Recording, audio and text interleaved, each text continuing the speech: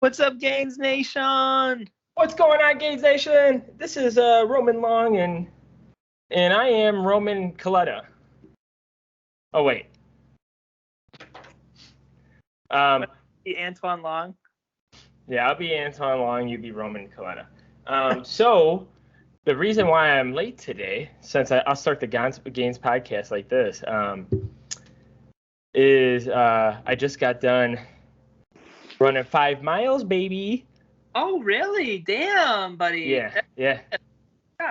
It was like a 10-minute pace, a little bit slower than last time. I think the last one for the 4 miles was 9 minutes and 40 seconds. Honestly, I'm just trying to get the miles in. I at the end I like try to speed it up just because I get I know like that goal is 5 miles, so I like speed it up and get to 5 miles. But yeah, I'm just trying to get the miles, dude. Heck yeah. So that's why I was late today, Roman, if you really want to know. That's awesome. I think I'm going to try and get a 5 miler in on Saturday. We'll see. Yeah. See you should. Yeah. It's been hard. It's been really hard to plan runs, actually, especially with working out. So I'm going to go for probably a 3-mile run after this, then like short run on Friday because I got legs tomorrow. So I probably won't push the pace too much today. And then try and get the 5 miler in on Saturday. Dang, buddy. And then Gainz Nation will be together next Friday. We'll be dancing our hearts away. Heck yeah, buddy. I'll be going back to Chicago. Sam and I are going back to Chicago on I think we're flying in actually next Wednesday. So if you're listening to this, we might take off next week because I'll be flying Wednesday and then I won't be back till Sunday night. So we might take off next week. Roman and I haven't really chatted about it unless we get something done pretty early or do another one this week and then just release it next week. But what's been going on, Roman? How's your gains coming along?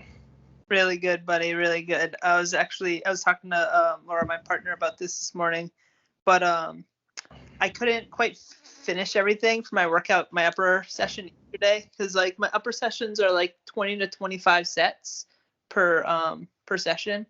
So usually they're probably like hour and a half plus.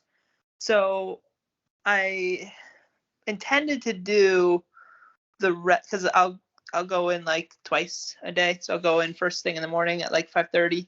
I can only stay like 30 to 45 minutes max before I have to get back to start my my shift. I just work remote. So yesterday morning I did what I'm calling dynamic pull-ups, where I'm just working on like pulling up as like hard as I can concentrically to work up like towards the muscle up. And then I follow those immediately with yeah, you posted actually a video of you doing a muscle up or trying to, correct? Yeah. Very much on the side of trying to. But keep going. And then I follow that up immediately with like a deep stretch dip. Just because I think I'm weakest at the transition from the pull up to dip. So I don't do a lot of dips, but I emphasize the eccentric, not a super slow eccentric, but probably 3 to 5 seconds.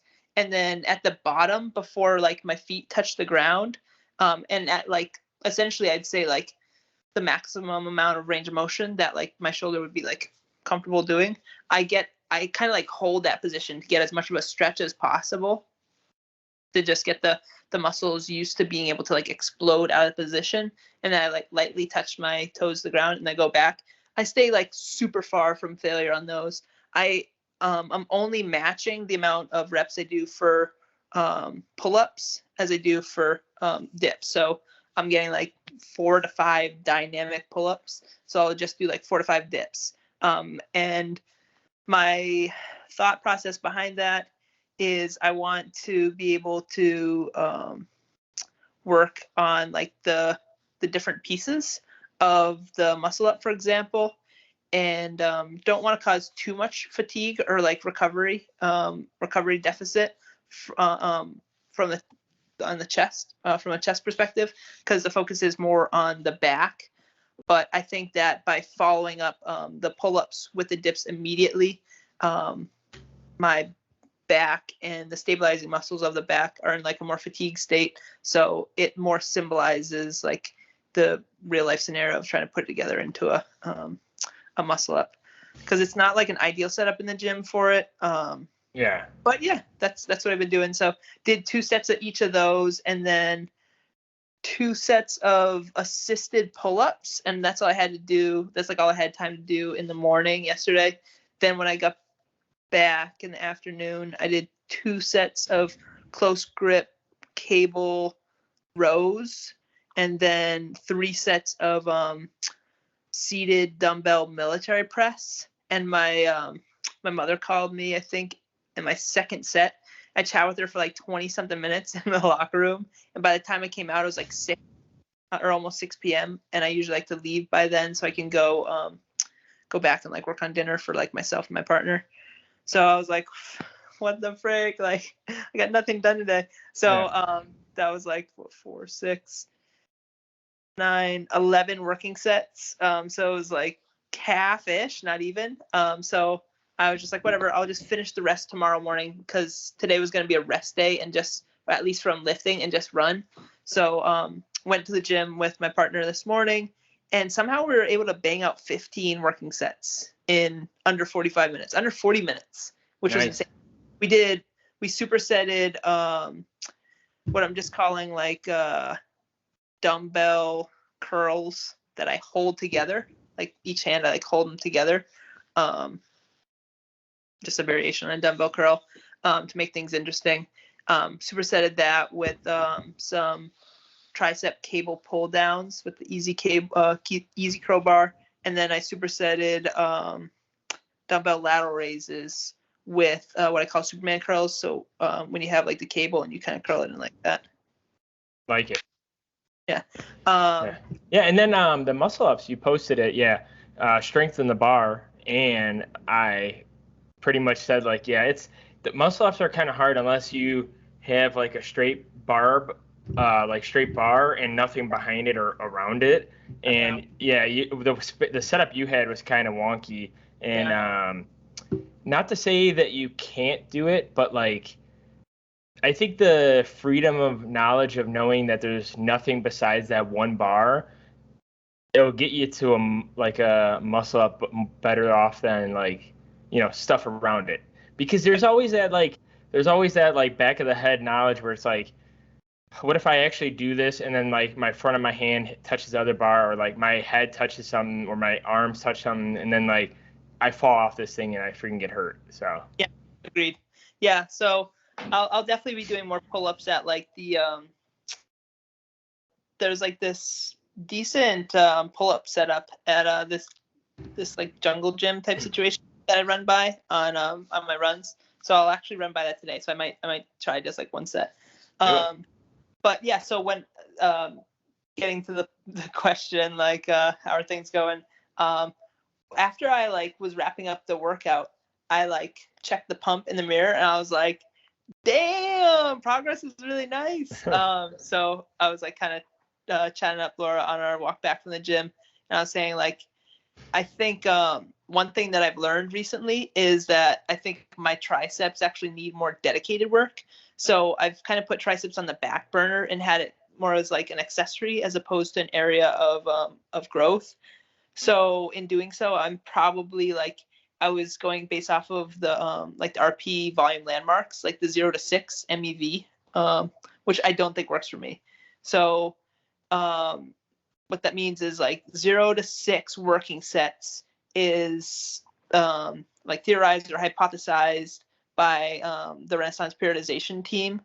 And that's per week, 0 to 6 working sets per week. So that's getting, approximately close to failure, probably within 5 reps to failure. So 0 to 6 sets for like the smallest amount of growth in a muscle group, triceps in particular, because typically people like that are like hypertrophy focused or trying to grow muscle are doing a lot of pressing movements. So bench press, incline, dumbbell overhead press, decline press, you name it. Some people will be doing all those. So each of those different pressing movements, because it's a multi-joint, is going to be activating the tricep. The tricep, right, is designed to extend the elbow joint, right? Bicep flexes the elbow joint, tricep extends the elbow joint. That's a very like crude and basic way to look at it.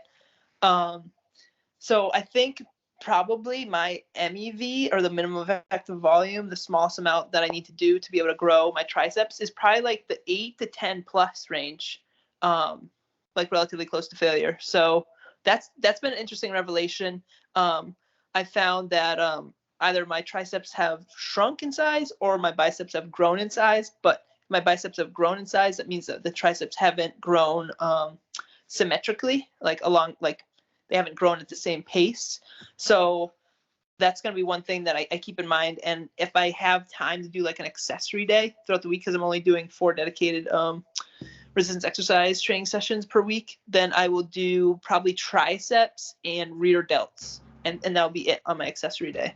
Yeah. Well, which is good too. Like now you focus on something that you kind of just put some some energy on the back burner, which it's not like to say that you weren't focusing on it. I mean, you probably have quite enough pressing movements, and eventually if you do a couple muscle ups, that's like helping too. So it's not like it's like hurting you to figure that out, and now it's like time to kind of focus a little bit more on that, which is always good. So, like kind of like we talked about last episode with the periodization, like Roman's noticed that. Roman's like putting efforts towards that, and then now he's going to do a little change for it. So, which is awesome, man. Good. Yeah, the only thing for me, honestly, the only update I could say is pretty much like the 5 miles I ran, and then last week I did a deload, and I guess I did a little bit of a cut. Like for 5 or 6 days, I did like minus 200 calories of what I'm eating now, and I deloaded all last week, and then I did a spray tan, and I took some photos, and Sam took some videos of me. And I'm gonna post them up, so be on the lookout for that, so you guys could see. I only lost like 2 pounds extra from the week, which is pretty darn good for only being like a week, like 6 days of cutting. I don't recommend it for everybody, because by the time like day 5 and day 6 came, I felt like shit.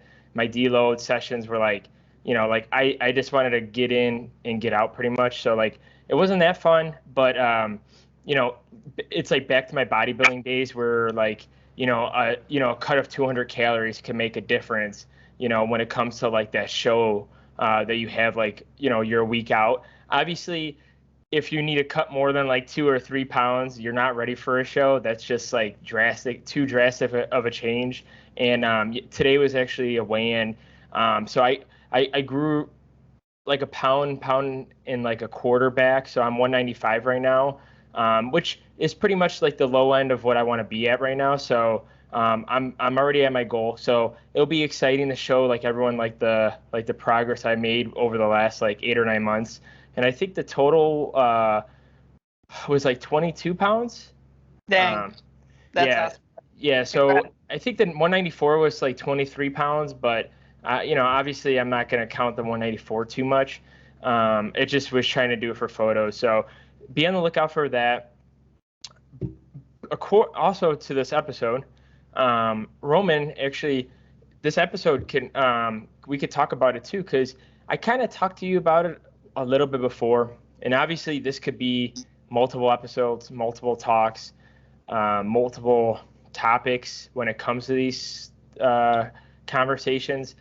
But today's episode, we're talking about the Joe Rogan episode with Robb Wolf and Diana Rodgers. I think that's episode 1784, so 1784. And pretty much the main topics, Roman, I don't know if you remember we had this conversation, but I'm going to lay down like some of the main topics. Obviously, if you guys haven't caught the episode, this will be like kind of like a general like overview. Because the episode's like probably 2.5, 3 hours long, which Roman and I both like listened to the whole thing.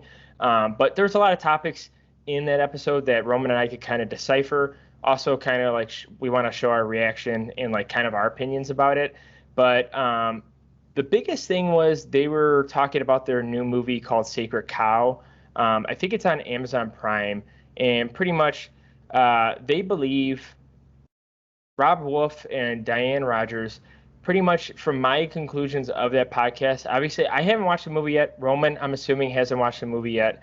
Um, but their conclusion is we need to somehow bring red meat back into the conversation of talk and diet.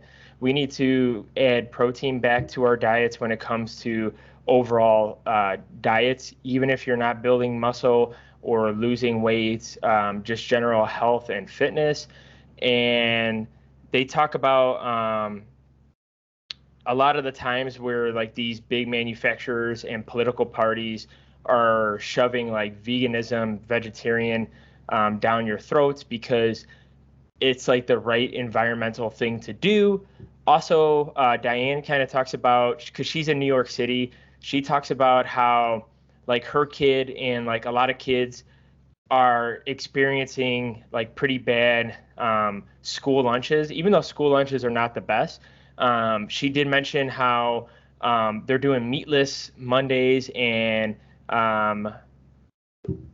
I think no meat Friday too. I think it was either Friday or Wednesday, but either way, 2 days a week they're doing no meat for the kids, which she gets like really scared about as a mom. And also too, she brings up a really good point. And these public school systems, some of them are like really hard when it comes to poverty rates. So when it comes to giving no meat to a child, when they go back home, sometimes they're not eating meat as well, and you're pretty much giving, some pretty major health concerns when it comes to like protein levels into the development of children.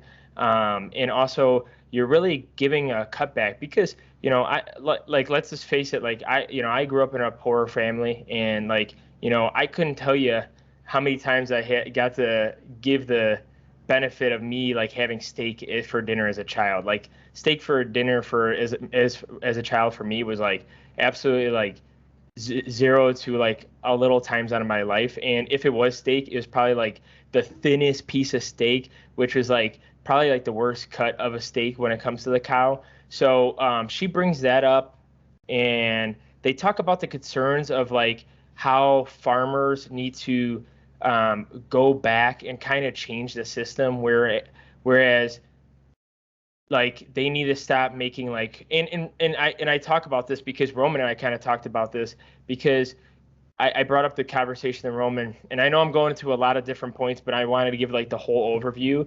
But another thing is they talk about like Beyond Burger or like the processing fake meats that are all like obviously filled with vegetables or soy or a combination of the two.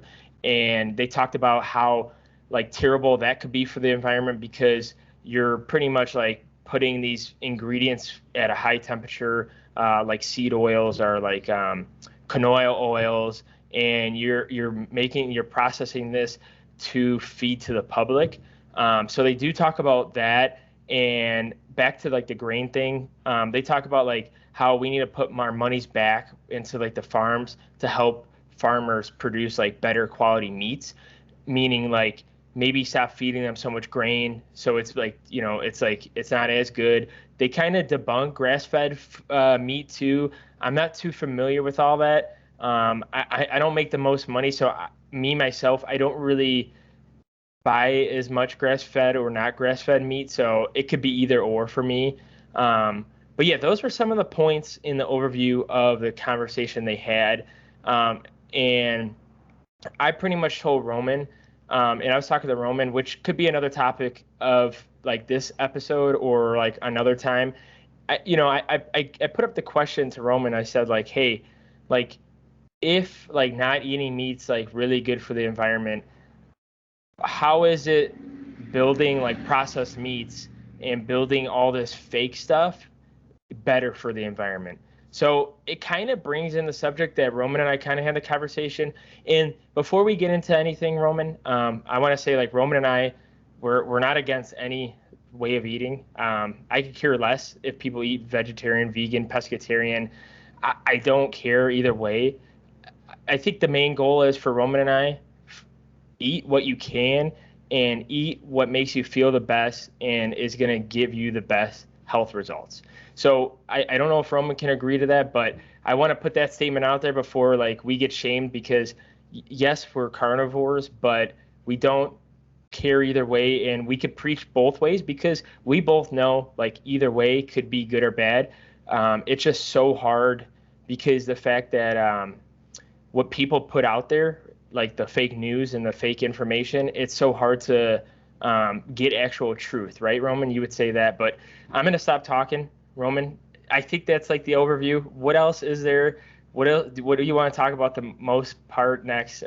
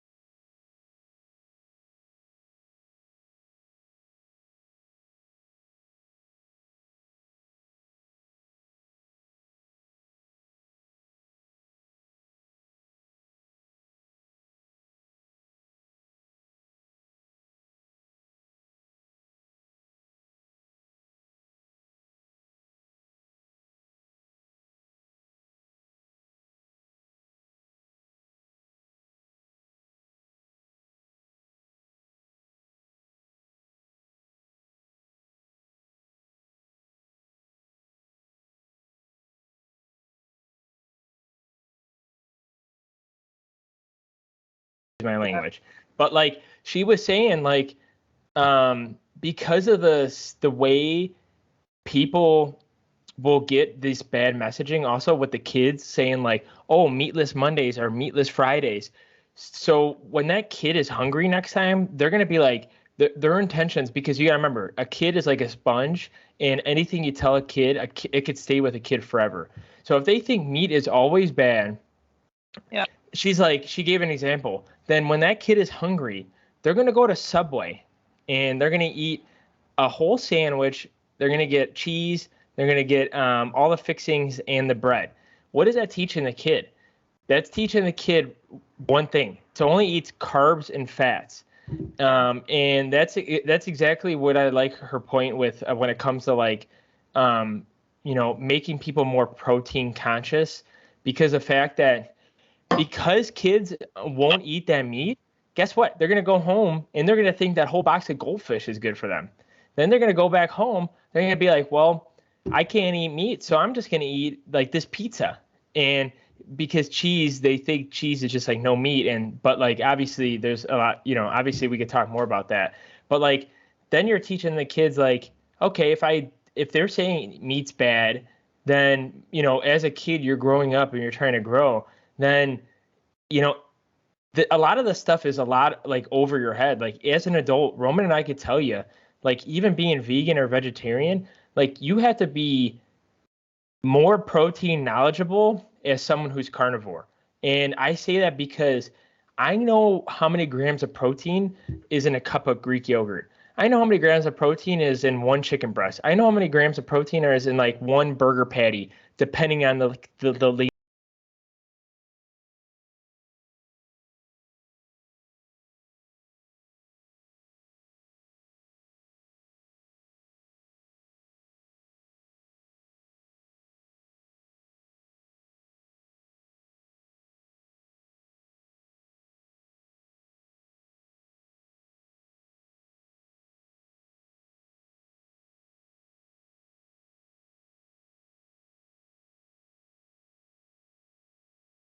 growing properly. They're not healthy. So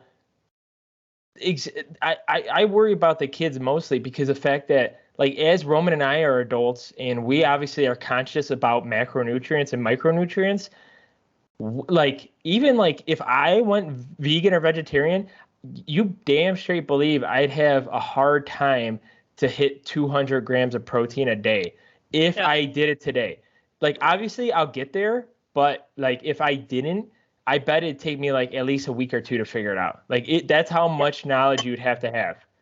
Well, let me take a look at some chickpeas real quick, because this is probably, or like black beans. I'll grab a can of black beans, because this is probably what somebody would do, because this is what I did, because I knew that protein was important.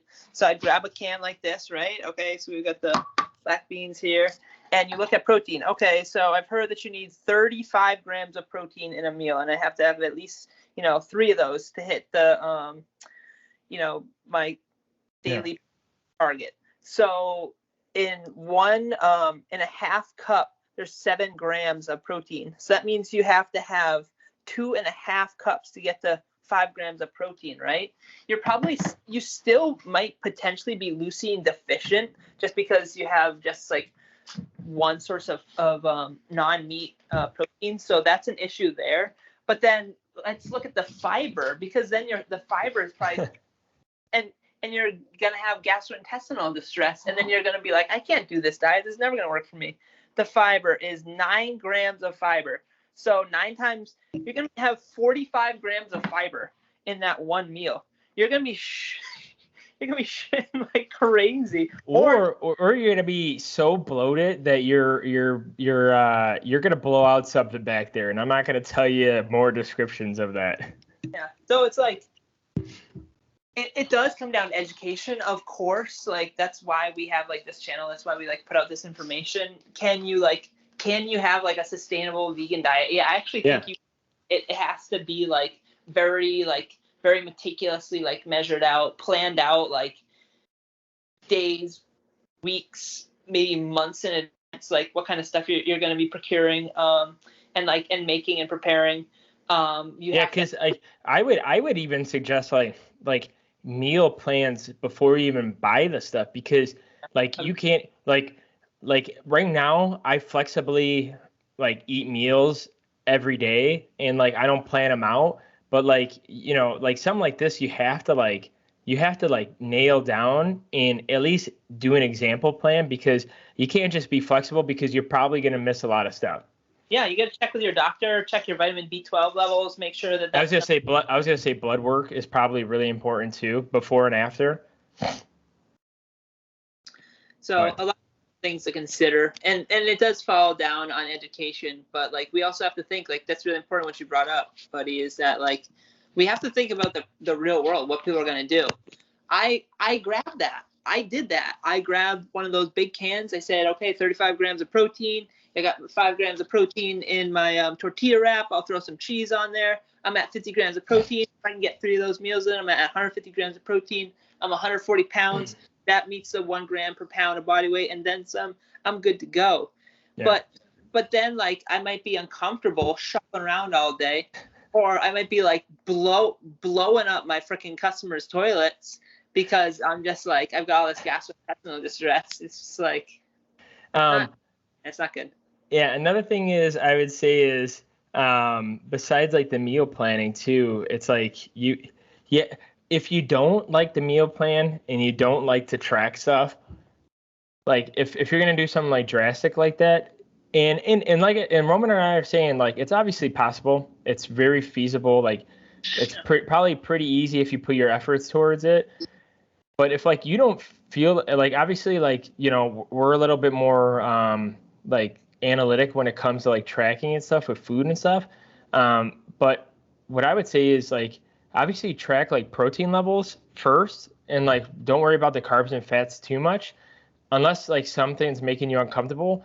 But also you got to make sure like your amino acids are getting hit, and like your micronutrients are like really good, like your B12, like Roman was saying, or the leucine content that you're getting in your meals. So that's just like one of the few things you'll probably have to realize when it comes to this. But like, like get to like the protein level and worry about the carbs and fats later. That's probably another easy way to get into it as well. So yeah, it definitely comes down to like learning some of the basics around like nutrition, health, which we cover like a plethora of those topics. Yeah. And if you don't know what a macronutrient is or a micronutrient, one of our earliest episodes, probably between episodes 10 and 20, because we're in the hundreds already. Episode like 10 through 20 we probably talk about it the most, and I'm pretty sure we bring up like vegetarian and veganism a little bit when it comes to that. But yeah, that's pretty much the reaction we have about the video. Yeah, I don't think I have anything else more to say. Roman, do you have anything else? I mean, we like I said, we could talk about this a lot. There's a lot of topics. Like I brought up to Roman, like, yeah, like veganism and vegetarian might be better for our environment, but what's like the future of what our bodies are going to look like when we intake so many of that hot temperature of seed oils and canola oils in our body, and we won't know the long-term effect until people start eating Beyond Burgers 4 times a day, or 2 times a day every day. So yeah, I think the environmental conversation actually still needs to be like spelled out for multiple different reasons. But probably like the last thing, which it's like a small point, but I definitely want to bring it up because it's something to be aware of. So there was a point where Robb Wolf and Diana Rodgers were talking about coconut oil, which I believe is a monounsaturated fat, and like Joe had asked, like, oh, that's healthy for you, right? And I remember this part. Yeah, Robb and Diana were kind of like, yeah, it's healthy for you. It's like hard to say, like, if you have a small amount of coconut oil, like in moderation, can it be part of like a healthful or nutritious diet? Yeah, absolutely. But it's committing what's called the naturalistic fallacy. So because coconuts come from nature and everything in nature must be good, then coconuts must be good. So it doesn't matter the limit on coconuts. So taken to the extreme, if an individual just drank coconut milk, for example, which is devoid of protein typically, and is just like a full fat and maybe just like fat and like a sugar sweetened beverage and nothing else, your body would start to deteriorate. You would start to experience, probably within like the course of 1 to 2 weeks of a diet of just that, pretty severe muscle wasting, and you'd become like severely weak. Your body would continually be trying to recycle its muscles to be able to like feed the breakdown of other muscles. So not good. I wouldn't recommend that kind of a diet. Yeah. But and that's an extreme. But the reason why I bring up the extreme is there's that thing called the naturalistic fallacy to be aware of, because it can potentially be a trap. There's many other ways that you can see this throughout like popular media, etc. But this kind of goes back into the environmental piece, where it's like, just because corn is grown in the ground doesn't necessarily mean that it is good from a carbon sequestration standpoint. We have to look at the full life cycle of what the alternatives are and the trade-offs. So yeah, like Anton said, we could probably go on for a long time. I could just keep on going on and on about this, rambling about it. But yeah, wanted to get that reaction out to you folks, kind of cover what we heard. A lot of good things. I definitely think that meat should be part of a nutritious diet, but I understand if individuals have their ethical quandaries with that. If you do, just make sure that you work with your doctors. You know, if you have a couple like affording a GP, go to like a clinic and just start the conversation. Like, hey, I don't know much about nutrition, but I want to like better with like the foods that I put in my body. I believe that like I don't like eating meat, so this is like what I'm doing to eat a healthy diet. Is this healthy? Can we get me checked for, you know, XYZ, whatever it is, vitamin B12 deficiency, whatever your concerns are. I would strongly encourage you to start that conversation sooner rather than later, because you need to know where your body might be deficient so that you can work towards optimal or better health outcomes. Yes, sir. Well, thank you guys for tuning in. Catch us on all audio and video platforms. Follow us on Instagram. Leave us a review on Apple Podcasts. Please comment, like, subscribe to the YouTube channel. Follow Roman's YouTube channel. Find us on TikTok now. We are finally on TikTok, making some TikToks for all you youngsters out there that love your TikTok. So if you don't like us on YouTube, please find us on those other platforms, and then we'll see you guys on the next one. Peace.